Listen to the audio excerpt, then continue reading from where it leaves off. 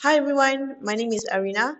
Today I'm going to show you how to use AI Replace by using Replace Door Panel. So let's say here I upload one picture of my kitchen cabinet. Okay, I upload one image. And then here we're waiting for this one to upload. Let's say if you have your door panel diagram, you can upload one any for your reference. This one, let's say I'll just use for what we have under the software. I'm just going to click this one. Okay, and then replace area, I want to replace my kitchen cabinet, and then I can click to generate.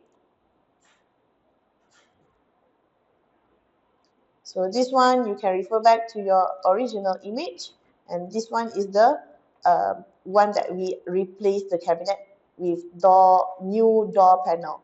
Okay, this one will take a while according to based on your internet connection.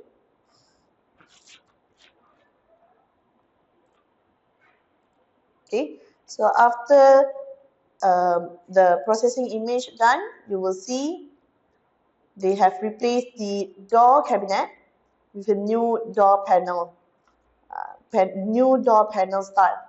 Okay, so this one you can refer back to your original image and compare to your replaced door panel. So that is how you use replace door panel under AI Replace. Alright, so that's all from me. Thank you.